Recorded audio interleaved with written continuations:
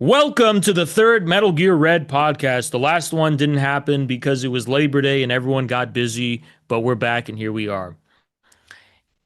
And everyone was complaining about the introductions last time, and now even I'm conflicted. I don't know what to do anymore. So we're going to skip the introductions this time. And we're going to get right into it, okay? The first thing on the agenda, guys, something profound happened. It rivals Lenin's writing, Imperialism, the Highest Stage of Capitalism, a profound conceptual shift in the very nature of global capitalism and imperialism and so on and so on. All of this has changed suddenly overnight, okay?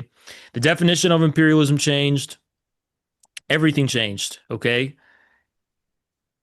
And they're saying that, some of the leading theorists, Black Redguard and others, this is like Lenin in the modern day, okay? So there's a new definition of imperialism. The new definition of imperialism is when you are mean to gay people. That's the new one. So Burkina Faso has gone from an anti-imperialist state, but as soon as Twitter found out that the legislation in Burkina Faso passed some anti-LGBT bill, it's no longer an anti-imperialist state. As soon as that information reached them, it's now it's an imperialist country, basically, and NATO is anti-imperialist. Chris, what do you think of this profound inversion of reality that happened suddenly because of this legislation? It just goes to prove what Putin and Kim Jong-un and many others have been saying all along, that these things are being weaponized, that this is not something that's progressive, but something that's regressive. And to be honest with you, we've been seeing online right now people not only saying that Burkina Faso is imperialist, but that Russia is imperialist for helping them fighting ISIS. So once again we come to the classic moment where ultra leftists in the US say that ISIS is an anti-imperialist force. And here we are. And you know what that means? That basically Israel is an anti-imperialist force. Because they've got the woke parades, they got the pride parades, they got all the queers in Tel Aviv having a good time. There you go. That's it. You just became a Zionist. That's how it is. ISIS, the great defenders of gay rights.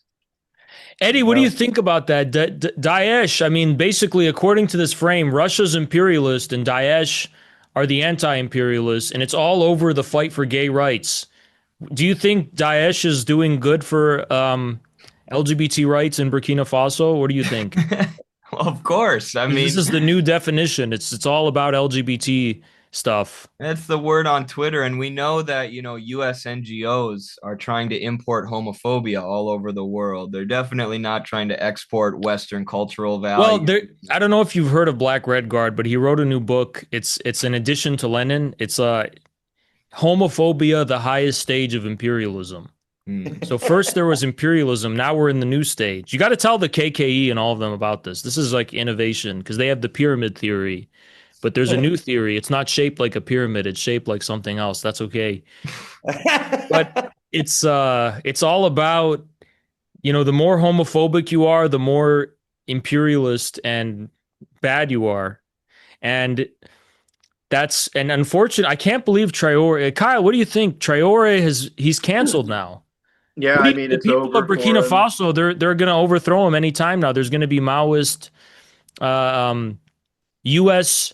Portland Maoist contingents are going to form in Burkina Faso to overthrow him over this. What do you Chucking think? Yeah, dildos. I'm sure their best friends in the CIA will get them the one-way tickets as well to go over there and square up against Ibrahim Traore. And it's also interesting because this all goes back to the actual social chauvinism, the national chauvinism that these people have, because all of it squares neatly with the CIA's agenda, as I'm sure was No, patently aware to anybody with a brain. no, I know that clearly Traore is CIA. Okay, the Right. definition of being CIA is, um, you know, how much you believe in the rights. I'm not going to use what Marx and Engels said because that was fascist, but they talked about certain rights that were emerging. Anyway, look, in all seriousness, um it's a comedy. It's kind of a joke on the face of it. But at the same time, it's an interesting convergence because who from what like we were in this like dissident space for years, right? And it was over like a more or less shared skepticism of NATO and the support for Ukraine under Biden. So there was some crossover with some people on the right over that, right? But when me and Jackson ran afoul with the right wing was when we started supporting Burkina Faso and Niger and stuff, and they said, "Oh, you're anti-white third worldist. And We support EFF, NATO." right?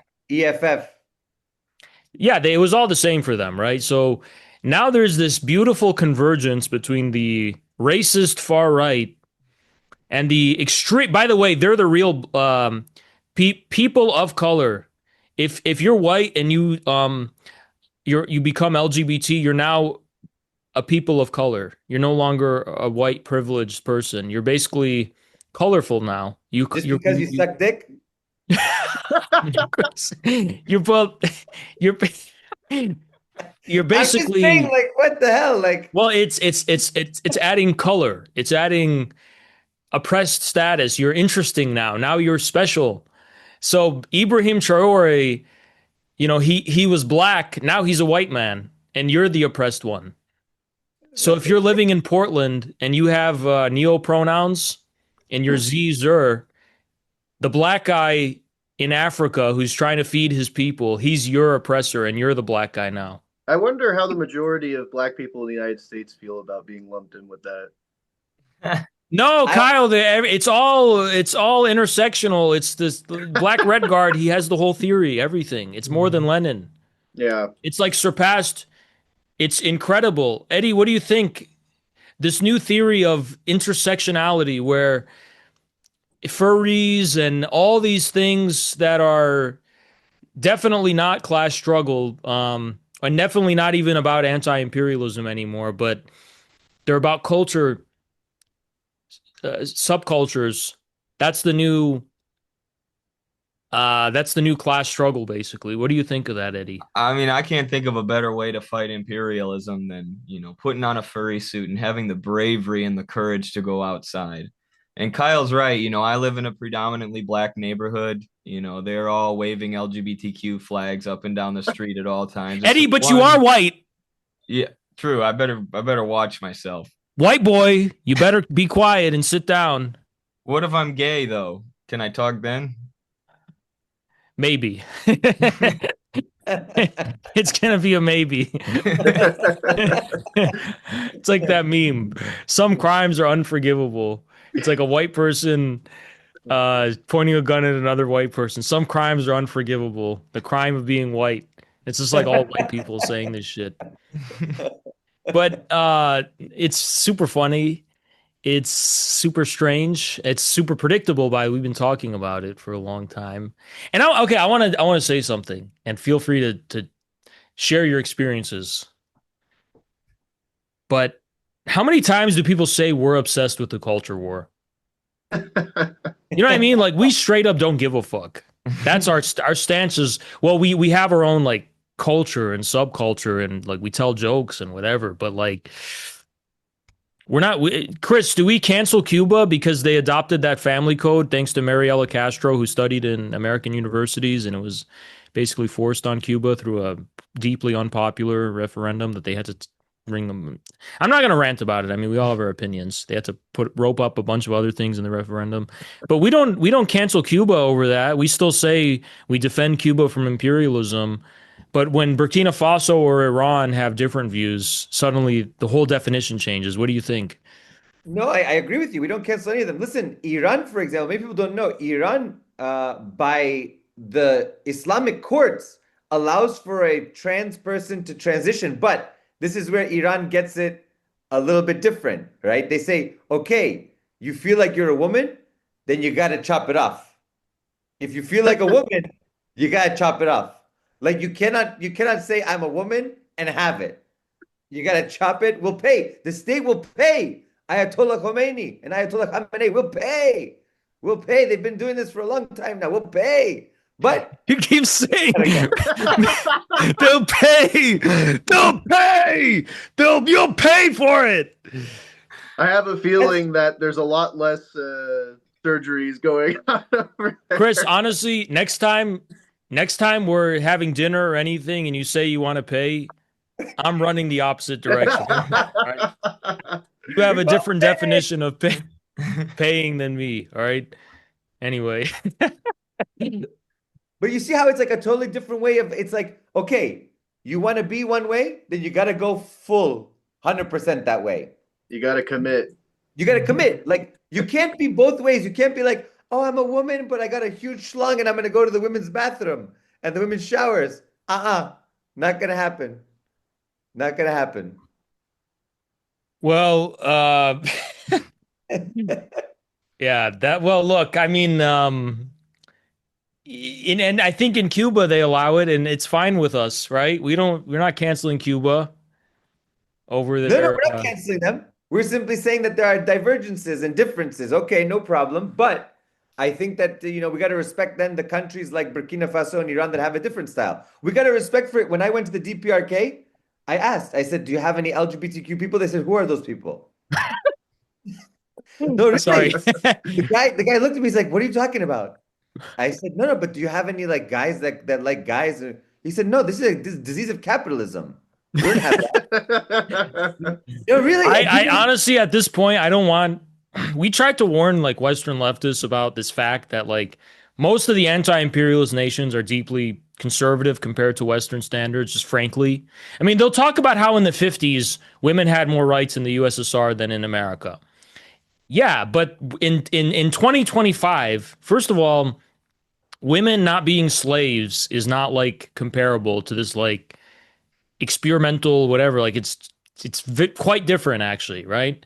And then second of all, like okay, we're talking about now though. Okay, there's something in the post 60s 70s era where the communist states just they saw a lot of the cultural experimentation going on in the West and they were like it's not Yeah. for us. They We're said not the really counterculture went too far. We need to double down on strengthening culture.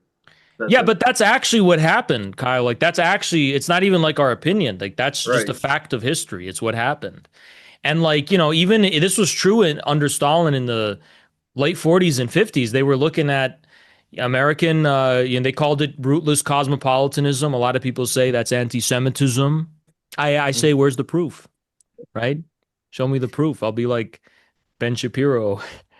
Uh we'll debate about it. But they had this thing about American cosmopolitan culture, and they said this is nonsense. Okay, and I know Kyle, I know you're a big fan of jazz, but I've seen the Soviet propaganda films that demonize jazz music, saying that it's. Did you see that one? Have you seen it, Chris? The one or Eddie? Have you seen the one where it's like a bunch of birds, and there's one bird that's like. It's like jazz nonsense, and they're all like, "What the hell is this? Shut that guy up!" Yeah, You know what I'm talking Haas, the about? famous advocate of classical music. Yeah, no, they to be fair, yeah, no, let me full disclosure, like I'm not like claiming that I'm like this bastion of, you know, more institutional culture and classical music and stuff, but I'm just laying out the facts of like thus far what the standard is. And if you want to be an anti-imperialist, you want to be a communist, you have to accept that this is thus far the reality instead of doing this delusional thing where you're trying to make it seem like communist states are like pioneers of this, other stuff, which they're not, as Chris pointed out. I mean, it's worse than Burkina Faso. They don't even need legislation in North Korea. They don't even acknowledge that they exist. It's even worse than Right. Ahmadinejad. Ahmadinejad, okay, everybody was like, yeah, okay, yeah, we know. These Iranians are kissing and hugging. We don't see that in DPRKs, none of that. Yeah, I mean, it's just again, it's like but if imagine if some of these DPRK supporting leftists in the West knew about that. No, no, no. Imagine how chauvinistic they would become against North Korea and Listen, stuff. they do know about it. It's the problem is that like these like Natalie Revolts and all these kind of people that put furry pictures of Kim Jong-un and put like a trans flag next to DPRK flag. It's deeply offensive. And I had the chance to meet with DPRK diplomatic staff who pulled me on a sideline of a meeting here in Moscow and said, "What's going on online? What's What? going on in the West?" No Yeah, way. they They're can't- shocked. they're You're offended. okay. I Hold on. heard You're this saying before as well. this is my first time hearing about it. Chris. You have confirmation from them that they are like deeply disturbed and baffled by this shit. Yes, yes, yes. Wow. And they've instructed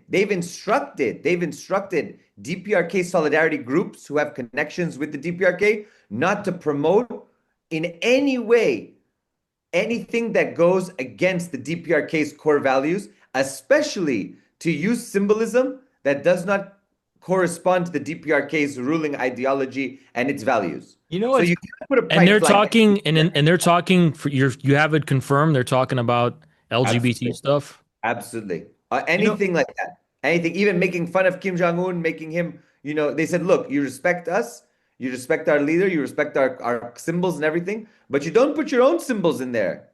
No, Mm. you know no. what's The only crazy? thing they allowed was for the national solidarity groups, you can put the DPRK flag next to the country flag because it's recognized under the UN, no Mm-mm. problem, We right? used we used to work with this group called Peace Land and Bread. I think they do like an academic journal. And one of Hmm. their people claims to be like a follower of Juche. Like it's in his profile picture and his name and everything. Juche's his thing. And they stopped working with Midwestern Marx like way before we even allied with Infrared just for being slightly critical of, woke imperialism. They completely canceled us and, they said that this is anti-Marxist, this is anti-Juche. So it's this inversion of reality where they really are like acting like what Haas was saying at the beginning of the show, like homophobia is the highest stage of And imperialism. And I don't get how they don't It's see the mental illness, disconnect. Eddie. That's what it comes down to. when we pointed it out first, their cognitive dissonance was so strong. They said, "You're CIA, you're FBI. This is a psyop. This is what the CIA wants you to think." But they're finally admitting that this is what happens in Burkina Faso or something, and they're like, "Well, okay, I'm just going to join Raytheon then." It's like they I was they didn't CIA have all even a along. moment of introspection of like, wow, I've been getting it wrong. And when I called Haas and Jackson and everyone feds for just being truthful about this, I was wrong and I should reflect. No, instead of they're going straight to NATO and straight to Raytheon. It's fucking crazy. Well, Every African country. that's what happens when class politics is muddied by this intersectional nonsense. Honestly, I mean, it completely denigrates anything that actually has to do with the workers' struggle here in the states or abroad or anything. And it's their core actual thing that they give a shit about at the end of the day is just themselves and their own mental illness or whatever it is. So they don't care about the workers of this country in any meaningful capacity. They don't care about the workers abroad. They don't care about the geopolitical imperialist sort of push. Every African country is one gay bill away from turning leftists into George W. Bush. Mhm. No, Exactly. really, that's really. that's a good quote. You know, I think, and by the way, if you want my views on a lot of these things, I think the right wing in the USA is just as bad on this kind of shit. I think they're also very grotesque and unnatural, and people accuse us of like having these stances, which we don't, which is like, oh, because you see the shit the right wing will say on topics like this, and it's just total like perversion and degeneracy, sometimes like borderline pedo shit. They'll be like, oh yeah, They're you the need to real marry degenerates. you need to marry a 16-year-old wife and it has to be a milkmaid dress and all this crazy shit. And it's like, it's the same shit to me. It's like this really bizarre interaction between like the internet and norms of society. Like, this is how I interpret it from a Marxist lens. But how many evangelical pastors and charismatic pastors have been caught sleeping with guys? That's what I'm saying. There's the right is like they're all hypocrites. It's a culture of hypocrisy, which is why, when I say communism tends to be conservative, I am definitely not talking about conservatism in like the political sense of Western politics, because Western conservatism is just total hypocrisy. It's total it's just as it's more, I think it's worse. I honestly feel like sometimes these strange subcultures that emerge that tend to be more left or progressive, I think that these people are at least being honest, Mhm. and there's an authenticity there that you don't have with the right wing. The right wing is very grotesque and nasty, and especially how we tell jokes, okay? fucking sue me, right? I'm just like a Gen X comedian. I'm being canceled. No, I'm kidding. But we tell jokes, but like we don't have malice or hatred for anybody. We don't fucking want to torture people and make them, suffer and stuff. And the people that do, they're very fucked in the head, you know? You know what? My big thing is the following.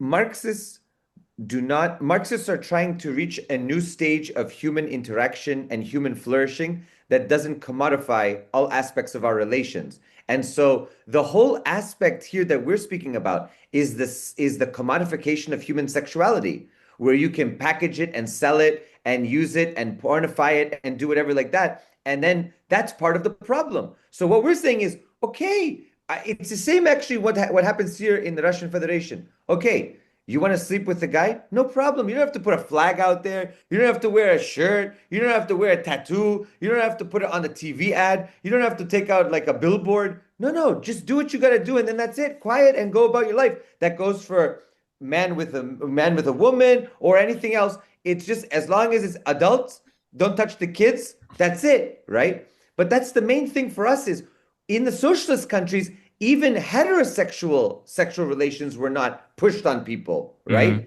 You didn't see these kinds of advertisements out there. All the propaganda, all of the art forms that existed were of like decently dressed people, either in work uniforms, in professional uniforms, in military uniforms.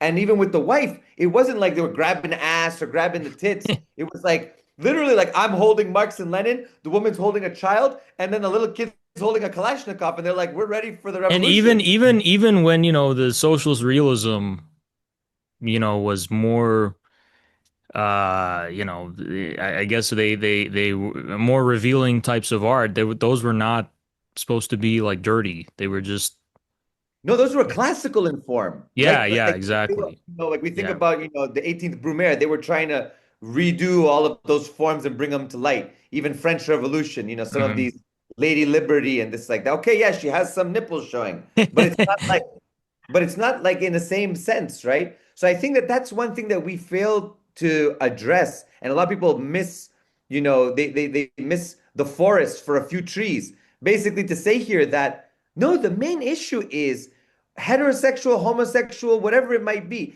any sexuality that is commodified, that is in some way marketed, is a problem for a Marxist society, is a problem for a socialist society, because a socialist society is trying to undo that commodification and that objectification of the human body and trying to allow people to fully realize themselves in their human relations and interactions. Until we get there, I'm sorry, but this is going to be an ongoing I war. I You're think the correct. next thing, there's so much of the intimate aspects of human existence they've just become so socialized, for lack of a better word, in the worst sense of the word. And Yeah, under capitalism, socialized means commodified. It's the same thing. yeah. The next thing is probably going to be, who knows with the skibbity stuff. It's going to be like bathroom, like there's going to be communities about shitting and pissing and how you wipe your ass and everything and farting and stuff. It's going to be like the next big thing because people are just so confused about like the basics of like human life. Everything has to be so explicit, like everything, right? So the next thing is probably going to be like, there's going to be entire subcultures that are like, do you piss standing up or sitting down? And all these details, nothing's going to be left to just experience. It's all going to be like on the surface. I'll tell you, I come from the crowd. I know, Haz, you're in there too. I come from the crowd where we wash our asses. I'm sorry, we use a bidet. So that's just it. I'm Maybe sorry. that is something that maybe that's something that should happen. Maybe there should be a big litigation and a big like referendum. It'd be, what it's going to be? It's going to be like glasnost for Western civilization, openness, okay? Cleanliness. It's that we need to all come. Eddie, Kyle, this is quite racist of us, but there needs to be a Gorbachev era reform of the West, like glasnost, like openness. For 1,000 years, European civilization has had a dirty ass, and it's time for the bidets. It's time It's for back to the honesty. States. I'm I sorry. think I think I might be excluded from that one, but there's It's some. like the crimes of Stalinism. It's like from Gorbachev's era, he's like, we have to be honest and reconcile with the crimes of Stalinism. And now we're having that same conversation, except hygiene. You The know what? crimes of dirty Europeans not taking The a shower. crime. Listen, this was one of the craziest aspects. I know it's already memory hold, but they ran out of toilet paper during COVID. I'm like, guys, we've got water. You don't have to worry about toilet paper. What are you going and like people are like fighting and punching each other? No, I need like 10 rolls. I need 20 rolls. Look, just take your ass, put it in the shower, and rinse it. It's Bro, perfect. you guys got to teach me how to use it then. Last time I was at a Yemeni cafe, I sprayed myself in the face. Like, what's Oh my this? God. Eddie, we might edit this out. This is terrible. This is a horrific thing to reveal to everybody. Uh, how the fuck does that even happen? I don't even know how that happens. Oh, I don't even want to imagine He that. went underneath, he did some contortion stuff. It was like some wrestling move you did. Something that's beyond anything we can comprehend. I love it. I love it. We'll teach you. Don't worry. I got you covered. Chris can teach you, thought okay? the He can teach toilet you, had a water fountain or something. not me. After Yeah. we teach you, take the Shahada, and we got another one has in the group. So that's it. Perfect, perfect. Speaking of, no. I love it. Well,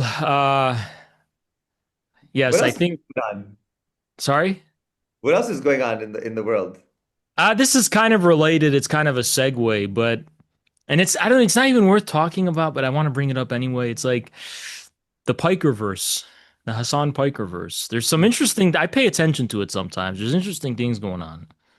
So they got done attacking Ethan Klein and the Zionists, and Destiny's kind of done for, I guess.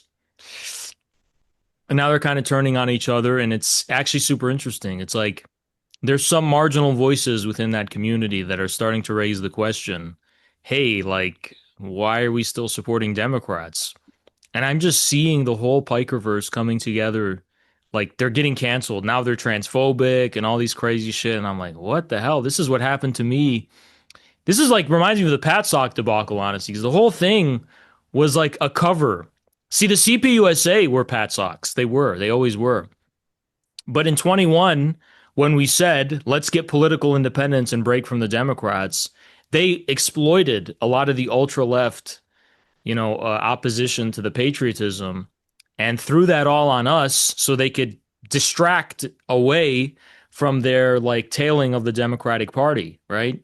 And something kind of similar, I guess, is going on with the Pikerverse, where some marginal voices in that universe are raising the question of, why are we tailing behind Democrats? And now there's more deflection. It's transphobia, it's this, it's that, it's incredible.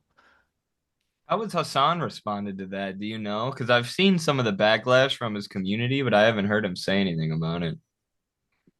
Well, I think he's denounced these voices and he's said, it's so funny. Hasan, he goes, just if that's what you think, go do your own thing. Stop bothering me. You're being like Destiny. Destiny's always harassing me. Why are you harassing me? Just go away and do your own thing.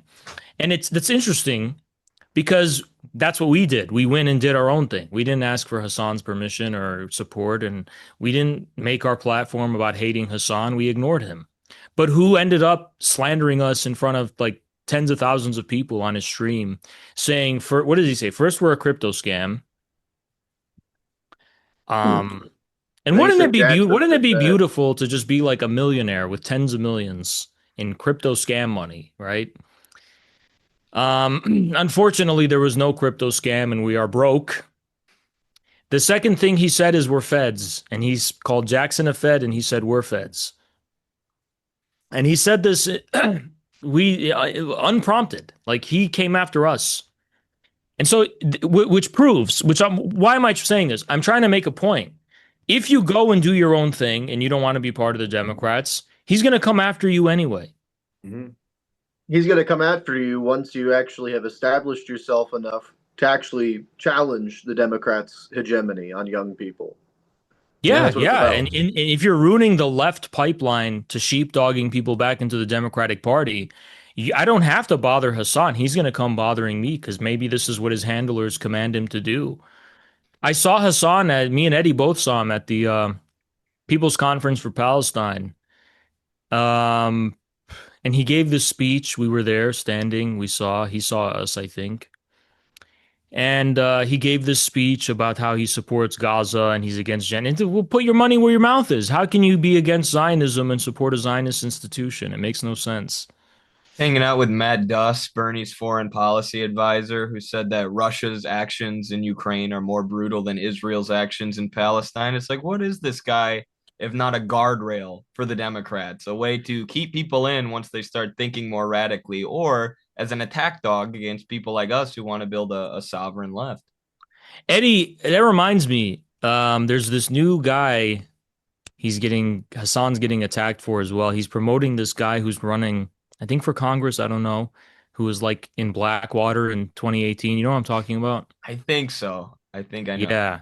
That's another thing. This guy, it's another Democrat he's supporting. And that guy, I believe, is using some marketing, like trying to reach the working class, like, some like more anti-woke style marketing. And Hasan's like, this is great. This is wonderful. It's like, so when the Democrats but when we do it, it's bad because it doesn't benefit Democrats. Right. Exactly. Yeah. And by the way, he was with Blackwater, and that's interesting because, I wonder what he would think of my hat because this is a different organization. And my response to he's in Blackwater, it's like, well, what about this culinary school right here? Chef. It was a good chef. It was a good chef. One of the best I heard. Fine culinary arts. So, and it's, that actually goes to show, it's like, that's what separates us from your typical nominally critical leftists who will criticize someone for supporting Blackwater. It's like, but we are the bad guys. We're basically the total bad guys. We don't buy this whole neither Washington nor Moscow bullshit. We are with the bad guys, so to speak. I was talking to Eddie about this at the conference, actually. I was like, Eddie, it's kind of something that distinguishes us from a lot of people here. And they might be good people, but one of the things that sets us apart, what makes us more controversial, is that we are villains in a way, in their eyes, in a lot of people's eyes, because we left the bullshit at the door and we're in the real world. And we are with Putin, we are with Russia, we are with the DPRK, we are with the real world. We just have this brutal realism about us that makes us smile through it all. We don't have that kind of like whining and complaining thing. It's like, choose a side. What are you doing? There's no third position. Choose a fucking side. There's a world revolution going on against the NATO world order. And it's like, you can continue whining that NATO isn't enforcing human rights on Israel, or you could wake up and be like, why the fuck would I expect NATO to be consistent with its ideology and values that never had any substance to begin with? Like, this is the real fucking world. The Cold War never actually ended. There's a global infrastructure that was built during the Cold War of revolution against Western imperialism and NATO and financial capitalism and imperialism. And that never died with the Soviet Union. That was still ongoing. It's been furthered and deepened in different kind of ways. And like, welcome. You can take the red pill and be in the fucking real world, or you can continue observing the inconsistencies of liberalism's own value, inability to live up to its own values, and just continue to whine and continue to have a bleeding heart and continue to be like Hasan Piker and be like, I am so moved and I am so indignant. And it's like, but what does that say about reality? Because there's a fucking war going on and you can't be a fence sitter. So we chose the villain side, okay? And we're the bad guys. And it makes us like totally worthy of dismissal in the eyes of the moral intelligentsia within the West. All we did was wake up to reality. I mean, when the fuck did NATO ever enforce human rights to begin with? When they carpet bombed Sarajevo? I mean, like, it's all fucking nonsense, anyways. There's a sense in which we're not even angry on a personal level at NATO. It's a game. They're liars. They're full of shit. But what do you expect? At a certain point, you laugh through it. At a certain point, you don't. When they talk about when Ursula von whatever, the EU dictatress. What's a female dictator? Dictatress. Whatever. There you go. The woman Hitler of EU, Ursula whatever.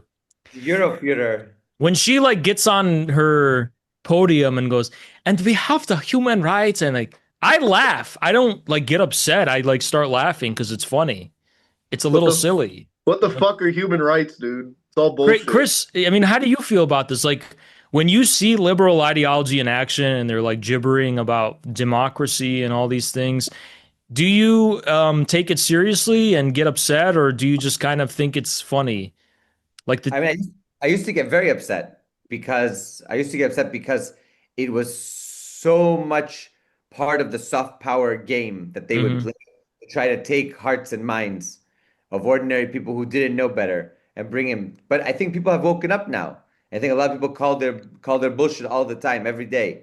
And you know, it's connected to what Kaya Kallis did. Kaya Kallis just this sort of like liberal humanitarianism, the human rights discourse, all of this stuff is also deeply connected and rooted to a historical revisionism project that is ongoing in the European Union and elsewhere, also in the US, where, for example, you have Kaya Kallis speaking on behalf of the European Union, saying that China and Russia did nothing really to help win World War II.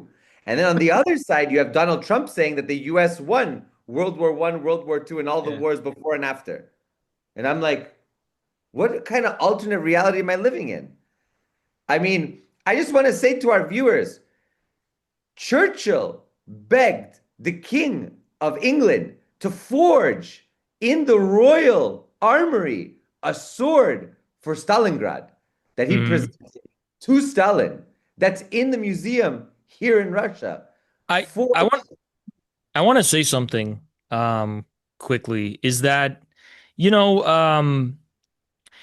was a saying, I think, from a Palestinian leader, I forget which one, where he said, "This is how the Zionists, move. They'll be negotiating about settlements while they're engaging in the settlements." So imagine you have a piece of pizza on the table and you're debating about how it should be divided while they're taking a slice and eating it in front of your face. And this is my attitude toward Western soft power and democracy. And the reason I'm cynical about it is because, hey, look, this isn't up for discursive debate or negotiation. Because while they are talking about democracy, while they're doing it, they are making moves, okay? They're there.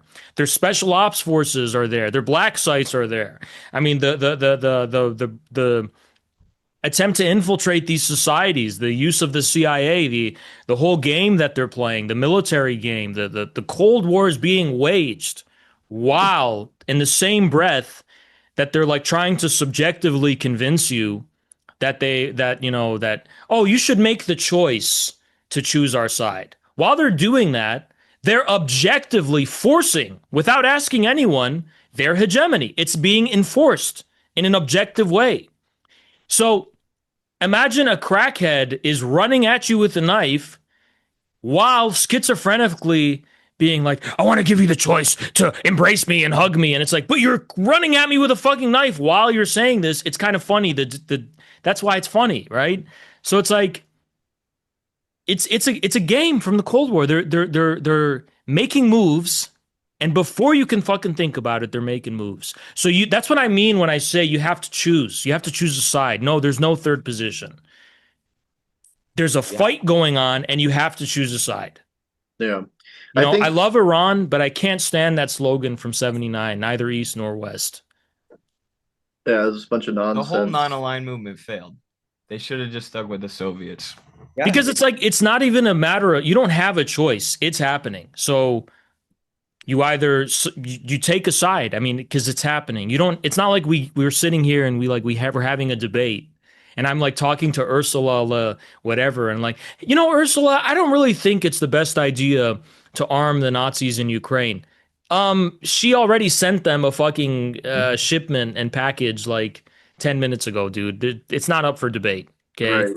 Right. The other thing is, I think Chris said he used to get mad. I think that's where the majority of people in the world are at. They do get mad about this shit because it's insulting to their intelligence that this like boomer psyop from like the 80s is going to somehow work on the modern day subject.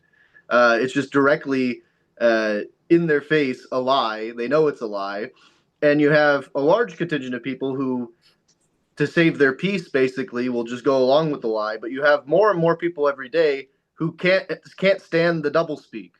So I think more and more outrage is actually it is a very positive sign. I agree. I agree. But going back, I just want to like think about that. Think about how much is being changed right in front of our eyes in terms of history. And we really have an obligation to be bearers of that truth. But in this period, it's projection when the Democrats and the woke left, quote unquote, we're not really left, the woke liberals really end up saying we need to protect the truth, we need to combat disinformation when they are the biggest purveyors of disinformation and misinformation. They are the biggest purveyors of it because they will try at all instances to discount what so-called adversary countries did during our periods of alliance, by the way, alliance. They will try to change how the enormous strides that they made for women, for the local peoples, for the minority groups, for all that, how all these were just propaganda tools and ploys of the Soviet state or of the Chinese state or of the DPRK, and they weren't authentic. Why? Because we didn't do them. I, Only we could do things that are authentic. I totally agree. You're 100% right. But at the same time, I would say I'm a realist in the sense of like, there always was a game going on, for sure. Yeah. Okay. But here's what the game was rooted in from day one: the fucking class struggle, exactly how Marxism described it. Yep. The Bolsheviks knew that from day one. They said we're besieged and surrounded by world imperialism, Mhm. and it's the class war. It's a global class war. And like that's the form it takes is imperialism's the highest stage. The imperialist bourgeoisie is the highest stage of the bourgeoisie. It's Between and being able to critically see the real war going on, it's not on the surface, you know? It's behind the scenes. It's like the Matrix. It's the ones and zeros that are behind all the bullshit, right? But there is something going on that's much deeper than the ideology and the propaganda and stuff. between 45 and 1990, all of the Western powers, especially in Europe, all gave concessions to their working class because all of the working class in the West was looking to the Soviets, who were no longer demonized during the time of World War II and demanding more for themselves. That's why we saw the triumph of the trade unions in the United States, and why we saw demands from poor refugees in Western Europe immediately following the war. And all of the concessions were given by the capitalist state to these groups. And what happened as soon as the Cold War started to turn towards the West in the late 80s, and of course with the Soviet Union's collapse, they rolled it all back. I mean, look Mm-hmm. at the EU. It was massive austerity across all of the nations, rolling back every single thing that was all the crumbs that were given to the working class to keep them complacent. All of the trade unions in the United States were completely eviscerated in the mid to late 80s because the winds were on the Western side. They knew that they were going to be winning the Cold War imminently. And of course, when they did, they had no pretext anymore to even afford the few crumbs that they had given to their working class. So it's been a game, but who played the game the most? It was the Western powers. Of course. That's why it's a game. By the way, game theory comes from the researchers and thinkers of the United States. Really, I mean, they're the game theoretical state is the United States. That's how they saw the whole thing. The Soviets were genuine and sincere, but they knew it was a game being played, and they had no fucking illusions. And by the way, neither do we. Neither do Right. we. Neither do we. Thanks. Give Palestine nukes. There you go.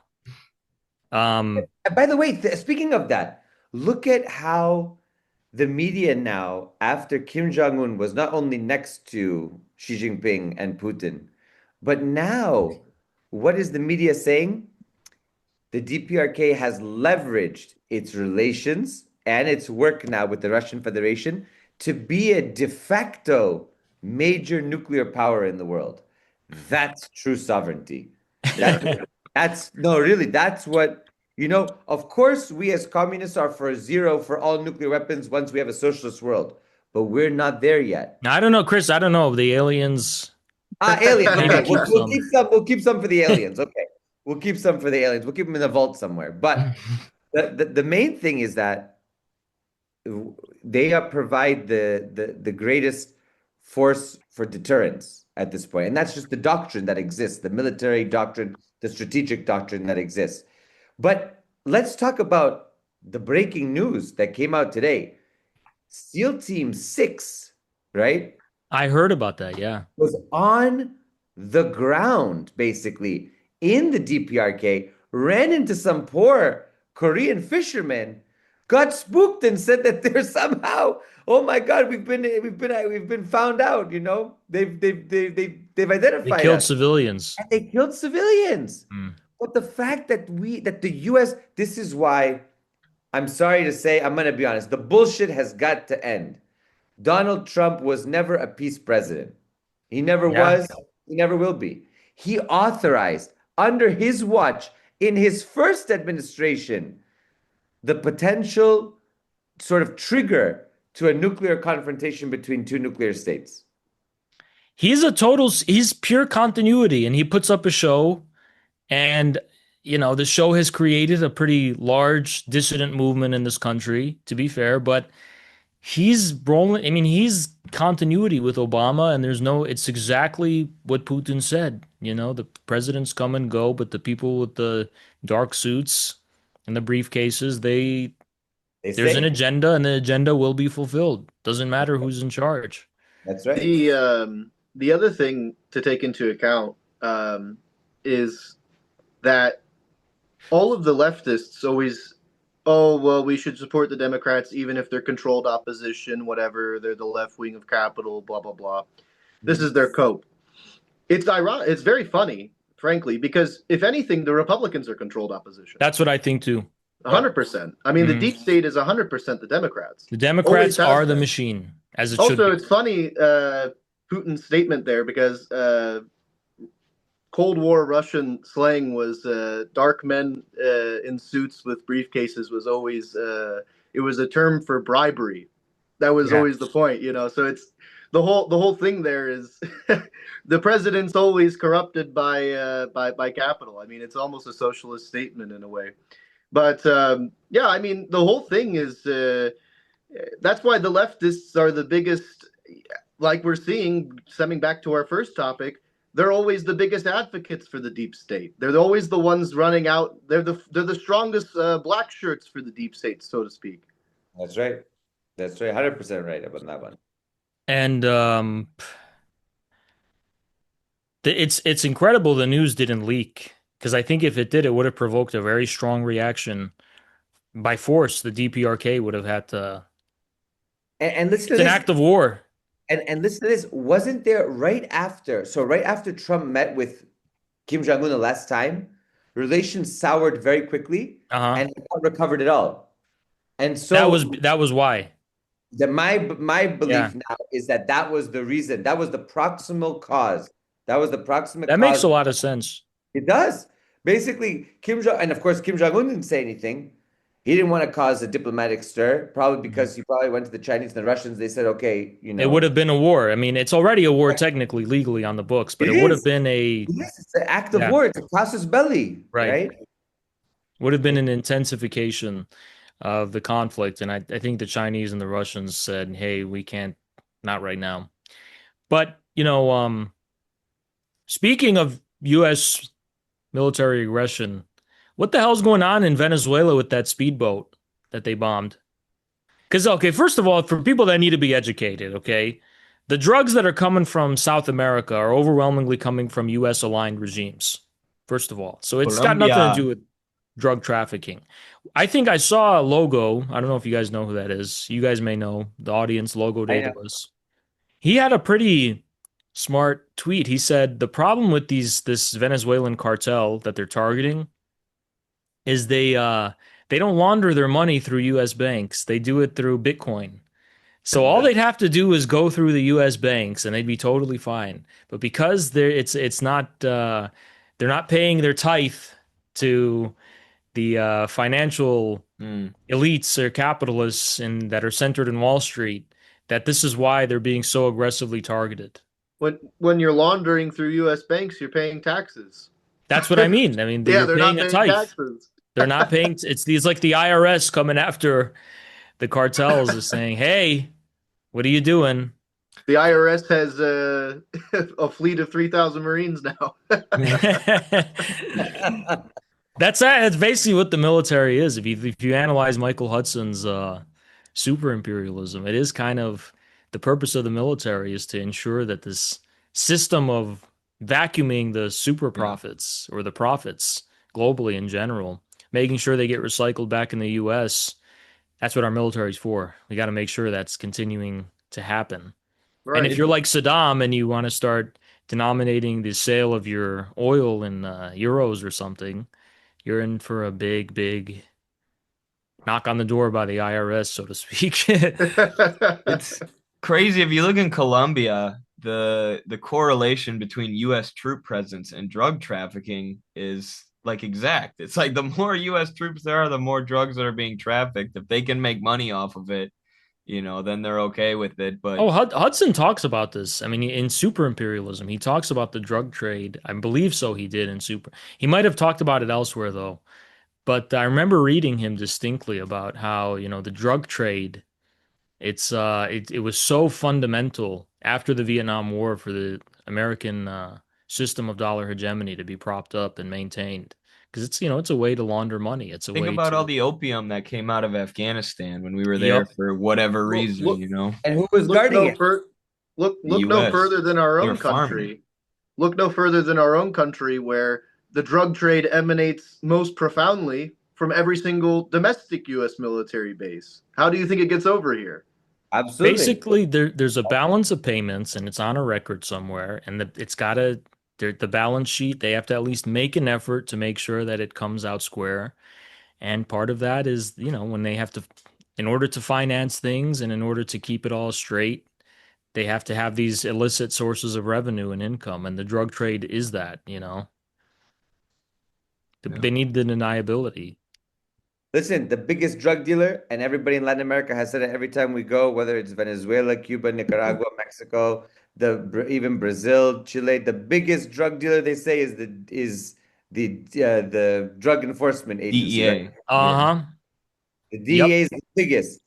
And The and we biggest. learned that from Scarface. Yes, and the research of Gary Webb and many other The heroic. Contras, right? Yeah. Yeah, the Yep. Contras, all the money, the pushing of crack onto the black community to destroy the black revolutionary tradition, to absolutely sever them from their communities and their roots. I think when we look at that, we understand that absolutely there's a deep state. But the problem is everyone that's in power, right, left, whatever you want to say, they're all part of it.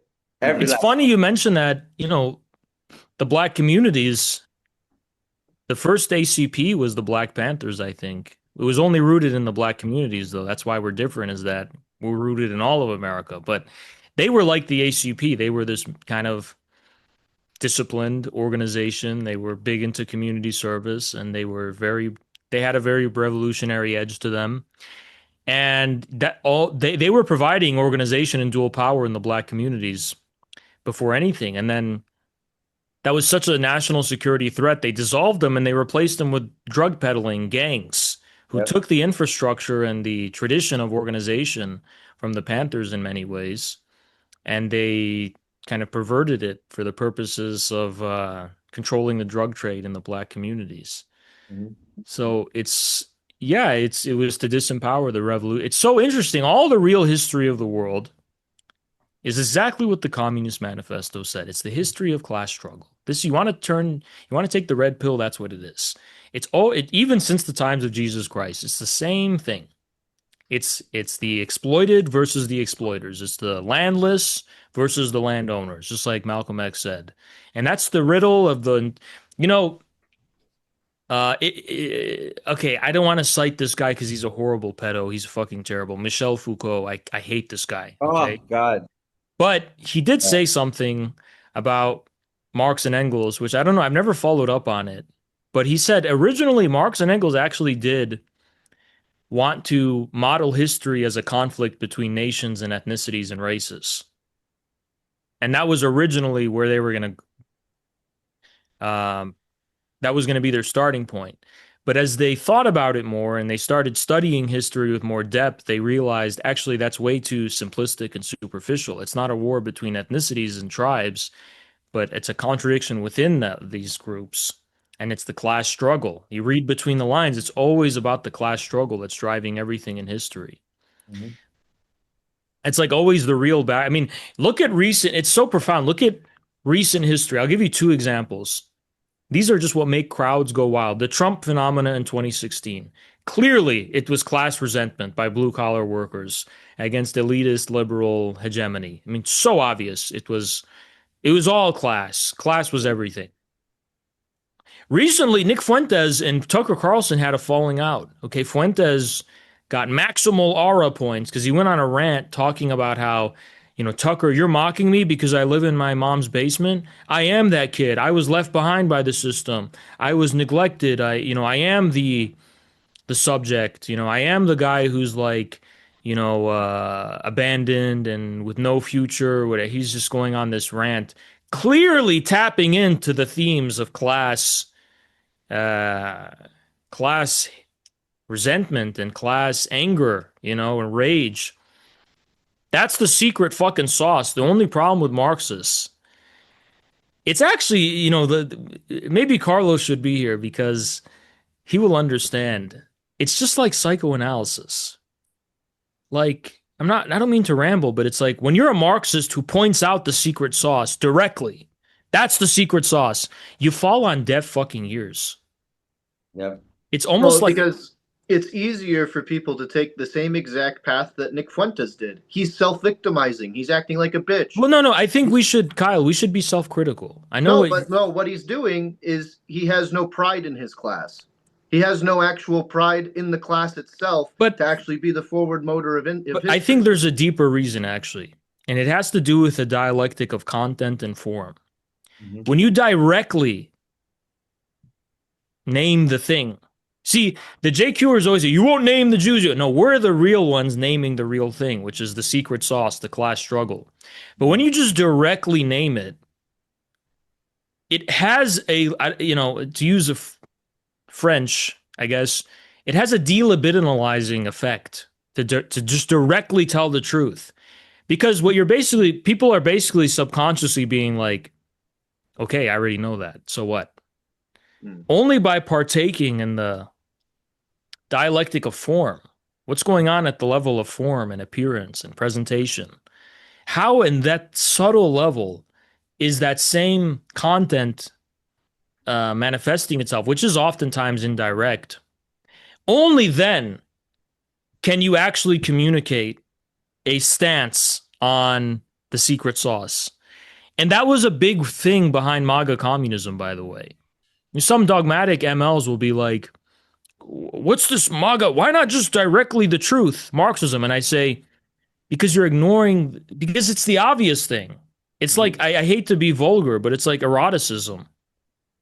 Yeah. What is more de-erotic? Okay, in a flirtatious encounter between man and woman, okay, what is more de-eroticizing then either one of, well, maybe if the woman says it, it's a spicy, she's throwing a, something interesting, unexpected. But if the man directly just says, I want to hit, there's Yeah. something really about that just is a super turnoff. Mhm. The whole art Because of the whole thing only works if it's all indirect and it's innuendo. And I think the same thing is true in a lot of ways when it comes to class struggle. because the libidinal release is in the subject when the person actually comes to that realization themselves. Because Yes. now, but if Mhm. it's just said directly to them, it's like you said, it's like a man coming up and saying, "I want to have sex." Like it's Yes. fucking weird. Yes. So I get what you're saying, but what I'm also trying to tie into that is Fuentes's approach is exactly to suck the vacuum from that, to suck the Mhm. power from this. No, you're Which, right. By the way, your analysis was correct. The right, victimization thing, that was totally correct. but it's to take the Yeah. wind out of the sails of that subject. Yes. No, you're absolutely spot on about that. No doubt. I just wanted to further kind of No, I um, agree. introduce to audiences that kind of deeper thought about how do you what and that, the Communist Manifesto is so brilliant because and the whole Marxist tradition is brilliant because what does it say? The class struggle is national in form. Hmm. And you know what that looked like in practice? It looked like peace, land, and bread. The slogan of the October Revolution wasn't, the struggle over the means of production. No, it was peace, land, and bread because you're dealing with the actual form of the class struggle, and there's something at stake in that form. There's something real and concrete going on. Behind the scenes, yes, is the class struggle. That's the fucking behind the flirting. Okay, we all know. But you can't just go directly to it. You have to have peace, land, and bread. You have to have. Anyways, what a perverted podcast, guys. We should give ourselves a round of applause. It's just like the filthiest, most perverted. And the best part is that Carlos isn't even here. Ah, Carlos, Carlos, Carlos. He's also a Zizekian. We're missing the professor. We're missing the professor. But I don't know if there's anything more you guys want to talk about. Do we have No, I think Oh, China. We were gonna maybe talk about China's I think we celebration. kind of did Yeah. get there. with the DPRK, yeah, It's like the good guys are winning, basically. It's like all the that simple. yeah, Villains I are don't know what winning. else I'm gonna say. It's like all the coolest and most based people are gathered together. I will say it's very nice. The DPRK is getting the representation it deserves, and They that deserve. mean Xi Jinping is keeping Kim next to him for a reason. Okay, Yeah. Oh, that's a yeah. message. This is a new world order. Okay, in the past, China was a little embarrassed. Let's be honest about the DPRK For sure. For before Xi sure. Jinping, especially because they were sending a different message. But Yep. now they're ready for confrontation. Now Oh we're yeah. back. It's like And basically, Kim Jong Un stepped up. The whole DPRK stepped up. They sent every fucking piece of munitions they could over to the Russians, help them out with Ukraine. They sent troops and everything. I mean, Oh, yeah. they stepped up big time. and it's so funny because all these They always liberal do. political theorists were like, "Well, China's its reform and opening up is so welcome, and eventually they're going to be integrated into the liberal Democrat." And then Xi is like here now with Kim, and he's got Putin, and he's like, "Oh, you didn't know? These my boys. We've been running this shit this whole time. This has been our shit, okay? We didn't forget about what the Cold War ended for you and communism ended for you. We still teach Stalin in our schools. What the fuck reality are you living in? You know? Oh yeah. That whole thing, all the aesthetics, everything. That whole thing was just an aura maxing trip. That's what it was. I don't know what else we could say. It's crazy. Great. It was great. And listen, China will never have another century of humiliation. China stood up and Never. it will stand tall and it will never bow down to anybody again. Anybody. I just wish Traore was there. Yeah. but Sahel there's representative a lot of, Right. Sahel. issues in the Sahel now, and he's got to be there. Also, I wish Maduro was there. Yes, Yeah. absolutely. Hey, I'm Maybe it's sure 'cause they'll be there they're- at the next ones. You know, they got Or some maybe it's business 'cause to they're take care of homophobic. first. They're homophobic, so China de-invited them. Yeah, they got de-invited. Of course. Maybe at the next one, which is I think in 10 years, maybe we'll be there. Why not? Yeah. Yeah. Maybe Yeah, it'll be inshallah. us. Anyway, great time, guys. We didn't get canceled the first time. So I hope this one we get canceled maybe a little bit. Maybe we stir the pot a little too. Maybe Chris, he stirred the pot a little too much. Yeah, he could even say he smashed it, chopped it all off. Anyway, guys. Always a pleasure. Always a pleasure. Of course.